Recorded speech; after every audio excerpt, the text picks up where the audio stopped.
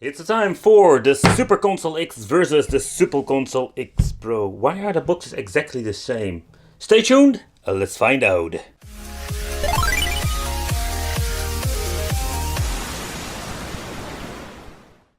Hey guys, welcome back to the channel.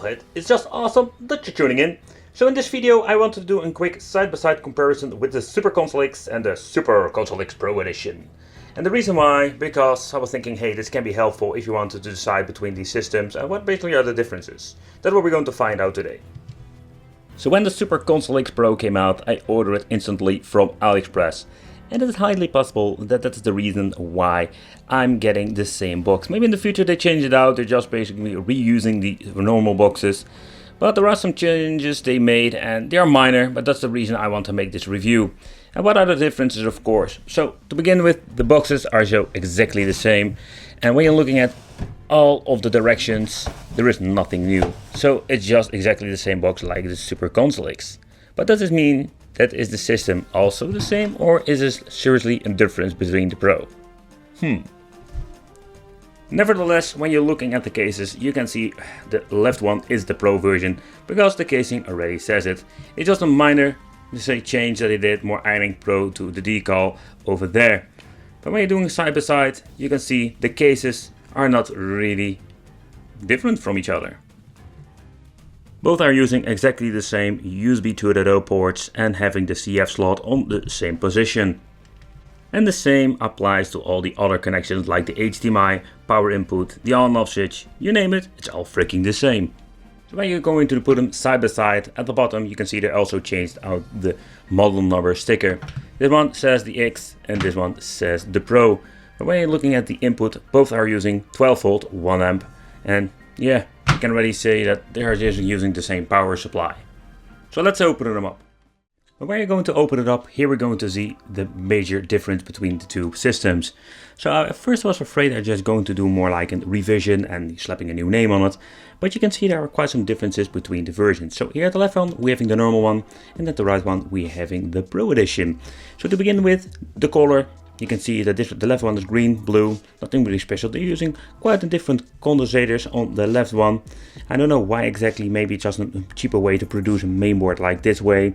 Another thing is what I did notice, when you're looking at the normal version, we're having 2 chips in total. Both systems have basically 1 gigabyte of RAM. So there's not a lot of a big difference, but the biggest difference that we're having there, here we're having 2 chips and here we're having 1 chip with the same amount. But only what I already mentioned in the main review / teardown, that we're having the option to basically, or they have the option to add an extra chip. And I'm hoping with the Pro version that we're going to get more RAM in the future. Okay, so the normal version only has this very tiny cooling element for the main chip. And that is of course where we're going to get the biggest difference, because with the Pro version we're having a better cooling element. Sadly there is no active cooling, and also the ventilation is exactly the same like the previous model. So I'm very curious what are we going to get in the future and what kind of revisions are we going to get, because this is just version 1.0. I already mentioned that I ordered it on day 1 when it was released. So this one comes with black short parkers and this one comes with very nice long chrome. Nevertheless, they will all change it out in the end. I'm very curious what they're going to do with the cooling, if they're going to get active cooling or a better or bigger element or better ventilation. And another thing I want to point out before I'm going to forget it, is that when you're looking at the Wi-Fi capabilities, here we're having, so far you can see the Realtek chip for the Wi-Fi in combination with this, which is large antenna for the tiny box that it is. But when you're looking at the Pro version, or they still have Wi-Fi capabilities with a different chip, but so far I looked around, they are not using the same Wi-Fi chip anymore. So it's highly possible that we're having different Wi-Fi capabilities, not at all. And even if we have Wi-Fi, because we don't have the antenna, it's possible that the Wi-Fi capabilities are not that good like the normal version. And fun fact is, if you're looking at here, we're having this component is not on the Pro version. And if you're looking at this is the optical out, the audio out. And the other weird thing is that basically they're not even giving us the option to use it. But as if you're having this piece of plastic that is even covering it up. So kind of weird in my opinion, and it's maybe there's a main board that they already had on stock and just slapped in a casing like this. I don't know, that is something maybe you know, but these are the differences between the internal parts of the Super Console X. But when you're going to deep dive in the jungle of Super Console X systems, so we're having the normal version and the Pro. But when you take a close look at some pages, you can see they're having different formats. and the format is just actually a different CF card. There's only one thing that I find really concerning, that are the brands they are using. So when you take a close look at these three cards, we have the SanDisk like the 64GB.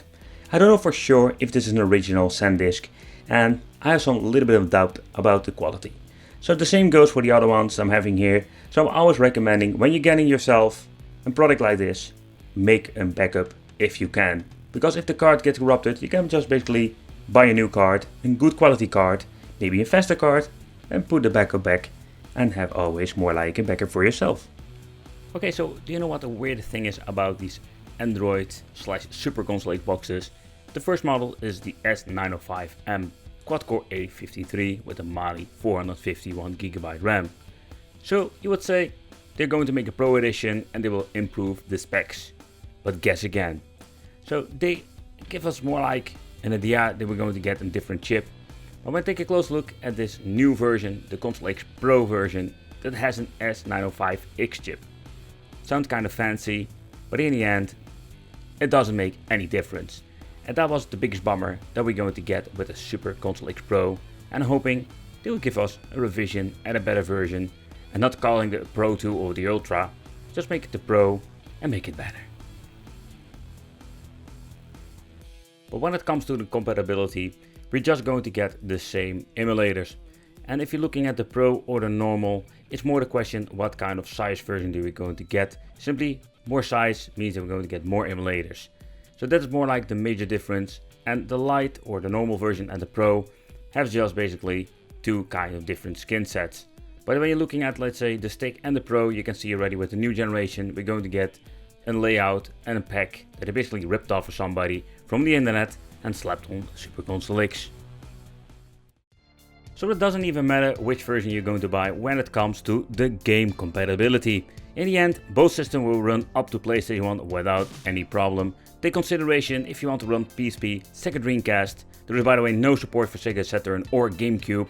So it's a quite basic, very cheap box, and it will have support for many games, but not the high-end stuff. And again, it doesn't even matter if you're going to buy the normal version or the Pro.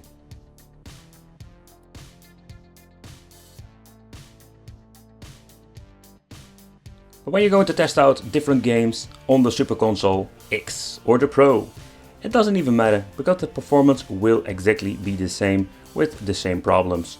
So updating it to Emulate 4, that is also born like a problem, because both have only 1GB of RAM. So I'm hoping the Pro version is going to be getting a revision soon, so we're going to get more RAM, better chipset, so having more capabilities. So yeah, let me know in the comments, what do you think of this? Well, thank you for watching, consider subscribing, hit the little bell, become one of the biggest family, and I will see you in the next video.